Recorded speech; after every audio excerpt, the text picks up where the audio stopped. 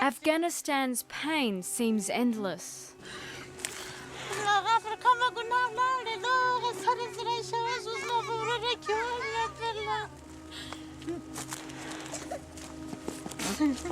This woman claims she survived an attack last year by Australian soldiers that destroyed her family, killing 4 children, a teenager and an adult.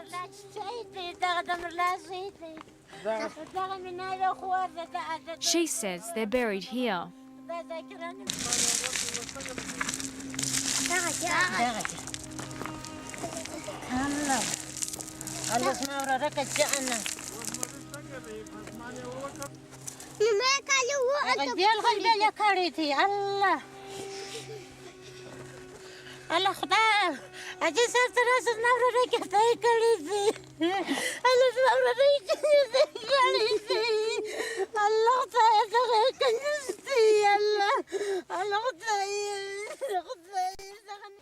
One day after the attack, on the 13th of February 2009, this is what the Australian Defence Force had to say. During the conduct of this operation, there was an exchange of fire between our forces and the Taliban. Tragically, a number of people were killed and wounded during this incident. Current reporting indicates that those killed include a suspected insurgent and sadly local nationals, including 5 children killed and 2 children and 2 adults injured.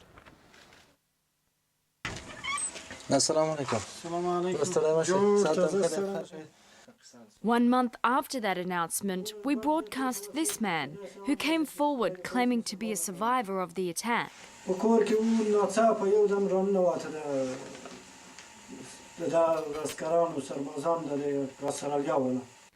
After consultation with the ADF, we now believe he's an imposter, giving a false account of that fateful night. In Perth, our broadcast caught the attention of local Afghan community leader Farid Popal. Popal left Afghanistan for Australia over 25 years ago, but he still closely follows news of his homeland. He wasn't convinced by the man in Dateline's report. I think when we first saw those footage, we saw some discrepancies in the accounts in the story, and such as the dialect and the accent the people spoke, and we thought that might not be those people might not be from that region, so that was the initial starting point. Assalamu alaikum, Sharif Jan, singa jor pakhair khairat. Using his local contacts in Afghanistan, Farid Popal began to try and find the relatives of those killed. Some family members, they've managed to put us in touch with another person who went there and to Surk Murghab or Surk Murghab, and he went to that village and found those survivors for us. Yeah. The Australian Defence Force had also begun investigating the incident, and Dateline has spent nearly a year seeking answers from them through meetings with senior defence officials and formal requests for information. But the ADF has hardly been forthcoming, even at the highest level. There was a lot of things that happened that night, and we're investigating all aspects of it. Unfortunately, I can't go into the detail of that because I know you and I respect the integrity of the investigative process. Once Popal believed he had tracked the family down, he got in touch with Dateline. And with his help, we went to Kabul last October and arranged to meet this man, Zahir Khan. Dateline now has copies of his identification papers. Crucially, Defence has since confirmed to Dateline that this is the man they took away that night for interrogation. I have been authorised to formally confirm the authenticity of Zahir Khan.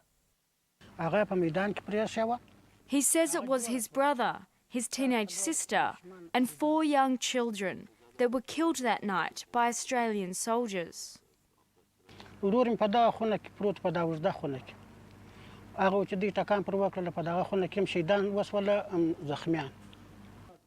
Zahir Khan claims he and his wife were asleep when the Australians broke down their bedroom door at around 2 a.m. پروت وم بالا دلته ماشینان را باندې نیولي وو زه سورېدای نه شوم نه سورېدای ستړی بالا راله دغه یې در لاسو ونیولم لاسونه راوتړله داسې د شتې برنډې ته راویستم دلته په برنډه کې بالا سترګې وغوځول راوتړله بالا دلته یې کښېنولم. Khan says it was after the soldiers dragged him out that he heard gunfire and explosions coming from the next room where his brother's family was sleeping. یا ما لیدلې نه دي ما سترګې تړلې وې ما چې ټکان واورېدله ټکان مې واورېده بالا زه د سره ویستلم بیا تحقیق راسه وکړلی ما ته دی وویل چې ستا ورور طالب و نو ما ورته وویل ما طالب نه و هغه د کور کار مو کولی. It was only upon his release from the Australian base that Zahir Khan learnt about the deaths of his 6 relatives. پرچې چې زما انسانان را شهیدان کړي دي پرچې چې ما ته دویم تکلیف راکړی دی ناکه په نه کې تا چې چاپاولی تا به د وطن د خلکو څه پوښتنه کړې وای تا به وروره پلا حکومت څه پوښتنه کړې وای چې دا سړی رښتیا طالب دی نه دی په وطن کې به دې پوښتنه کړې وای تا ته یو سړی ووایي چې مثال پلانکی طالب دی ته ماښام راسه د هغه کور ته ور واوړې په آل و په عیال کې ور وخېږې شپږ کسه یې ور شهیدان کړې 4 یې ور زخمیان کړې غیر ناک. We provided the ADF with images of Zahir Khan and a transcript of his claims. They thanked Dateline. I would like to take this opportunity in thanking you for your assistance so far and the material you have provided. And confirmed Zahir Khan's list of those killed. They are Khan's brother, Amrullah, and his 10-year-old son, a nephew aged 11, 2 babies, a 1-year-old boy and a 2-year-old girl, and Khan's teenage sister. We told them that the Afghan community in Perth could put them in touch with the survivors of the raid. 2 military investigators then met with Farid Popal. Whatever I knew, I told them how I've sort of,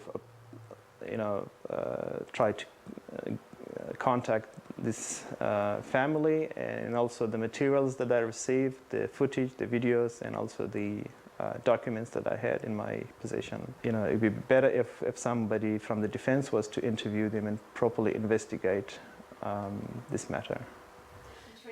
Popal then offered to bring the survivors to the investigators.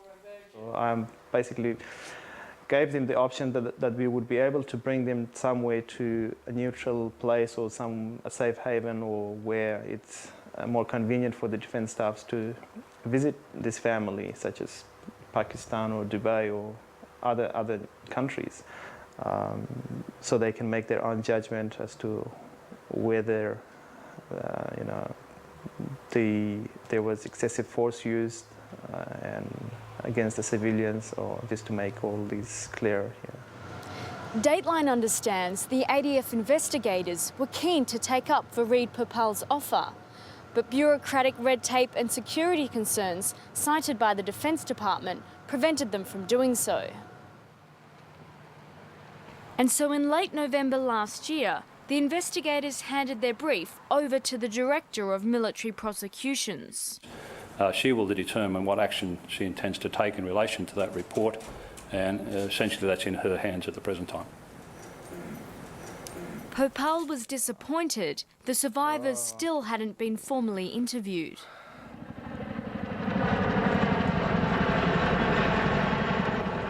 So in January this year, he set off to Afghanistan with a small video camera, flying straight into the war-torn southern city of Kandahar.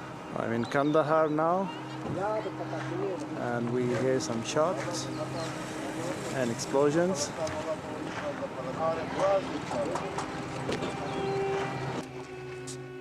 It was here that Popal met up with Zahir Khan for the first time. Khan brought along his 5-year-old niece, Shuri Noor, who he says was injured on the night of the attack. This is the little girl. She got injured. Defence sources confirm this little girl was treated by Australian troops at their base. Станам чири? No, Тебе ратуе? Shiruna, Shirino. Sha. Tadutsokaluya? Niha. She is very traumatized. She's lost her father, and the incident that has happened. She's just a child, you know. And one night that we stayed in the same place, at nighttime she woke up and she was screaming and crying. You know, it's not very easy, you know, for her to forget, even though she's 5 years old. But she still remembers, you know. She's has to live with these scars, you know, for a long time.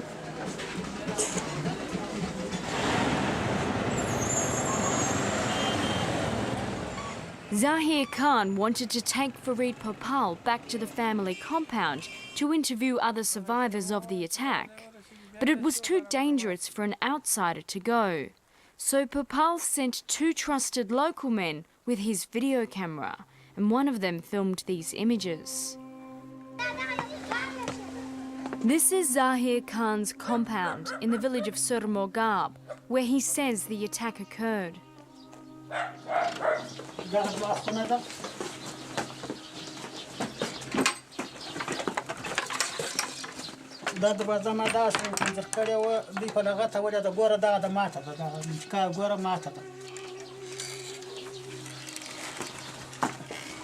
دغه سنې په دروازه کې راته ولاړ و داسې راکښېنستلم دوی راله زما لاسونه راوتړل زه د باندې وایستلم نور دلته خو یو ټاک مګ پیرینګ خو نه دی کړی دلته بلا نه دی کړی زموږ په خونه کې ټاک نه دی کړی نو دی ما د خونې څخه چې راووتله پر دې منطقه باندې ټکان د دغه ولاکه څه پسې ولاکه څه ټکان پسې د دغه سریزه ټکان وسوله په تاسې باندې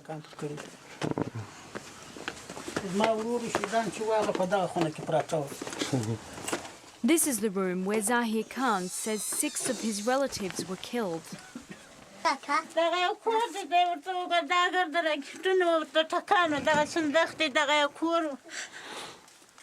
Khan's sister, Jamala, claimed she was also there that night.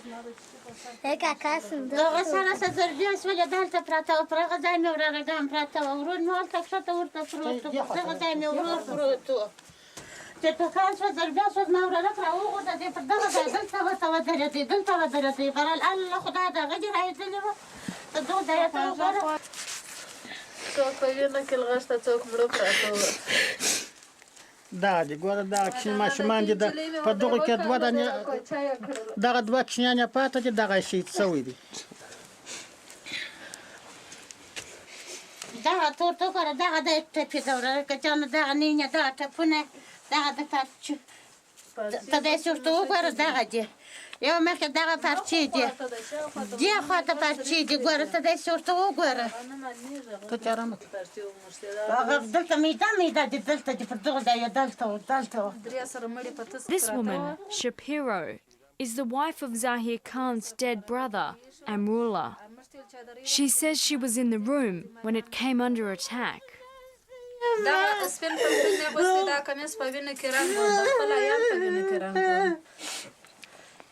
ما یو مشر زوی د ټوک ټوک کې یو نه د کیلو رو په سر کې وېسته پزګر کې وېسته د پرځه فزا کړو دا شوه دا غیر وېسته په شتان تکشنه ول دغه په دې نه کې غشتله چې نه پاتې وخت یو خمره سره چې امره وغیر وېسته.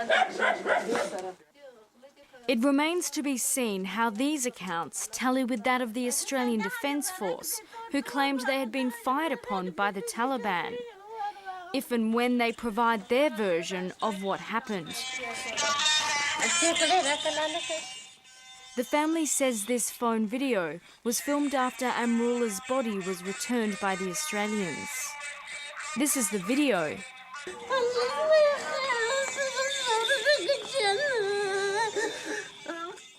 The women and children are apparently seeing it for the first time.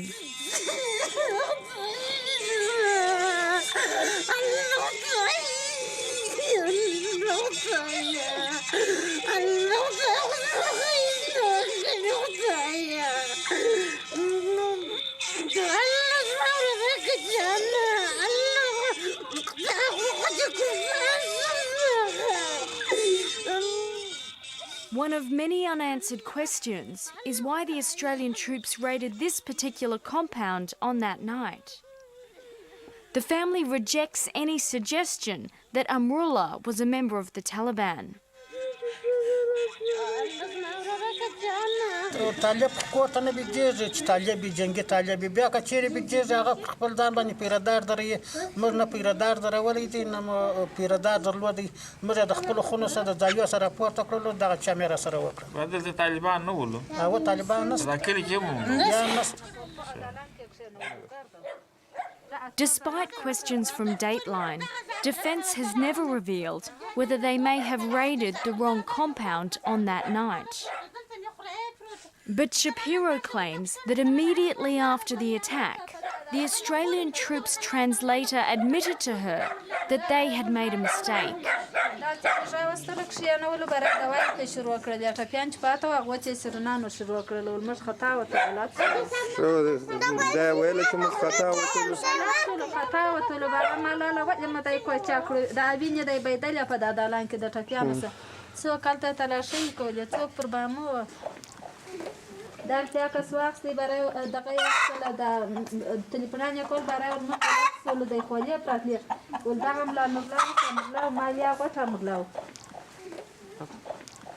برای ترجمان تمالات سر توای برای دیوای و مش غلط سلو مش غلط تلو مش دادی خدای پا دغراکی مش دل خطا و تلو اصلی پا اسرای که ویدلی و دا غندی پا اسرای که برای دل تمش تراول بیاده گر مش غلط سلو نه مشیت پا غزی که نه مشیتی اما برای دل تا تپیان و بس پا غیش که سر عمله کرد لازم اینجلی معامله کرد بلالی که معامله کی. The ADF has declined to answer whether the Taliban leader Mullah Nasrallah was their target that night, but Dateline understands that he was. 3 months later, the Australians got their man. Elite Australian troops have claimed another key insurgent scalp in the Afghanistan campaign, with the demise of Taliban commander Mullah Nasrallah. Dateline believes that in the days following the attack, Australian soldiers gave $10,000 to a local government official, a payment apparently intended to be passed on to this family as compensation for the deaths of their relatives. However, Zahir Khan says they did not receive any of that money.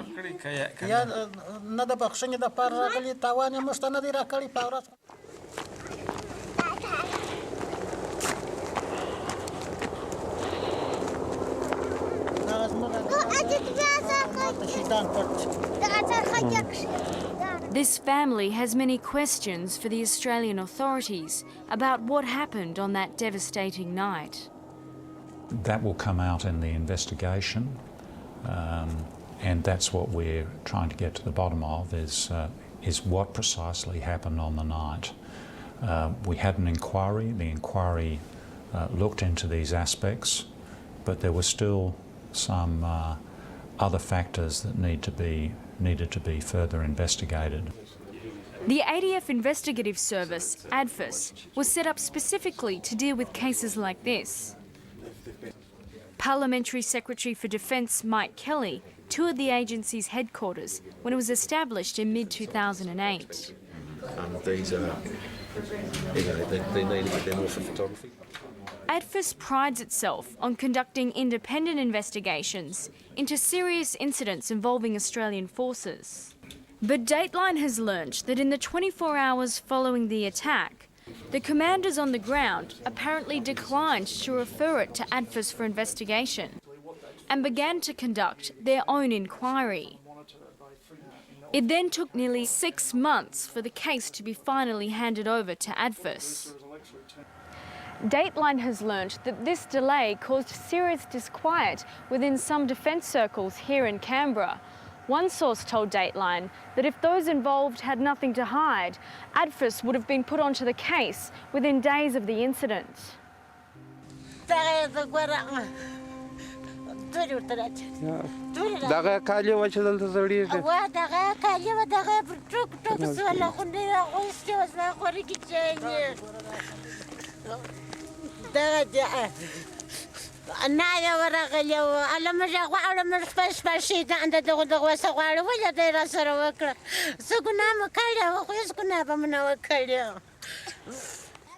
Dateline has cooperated with Defence throughout their investigation, spending hours with officials and even the Director of Military Prosecutions, showing them our footage.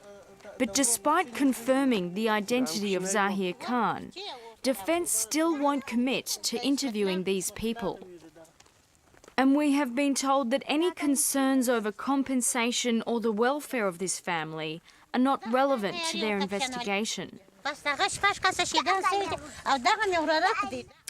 Fareed Popal believes that for justice to be delivered, there needs to be more than a transparent and thorough investigation.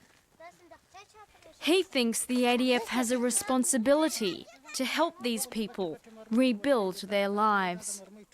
They are just as human beings as what we are, and just because they're living in that region doesn't mean, you know, that you could do injustice by them. They were ordinary people living in their own house, and they died as a result of this incident. So those who were involved, in my opinion, need to be asked as to what happened, and that's what my community want, and that's what Zahir Khan told me, and that's what he wants.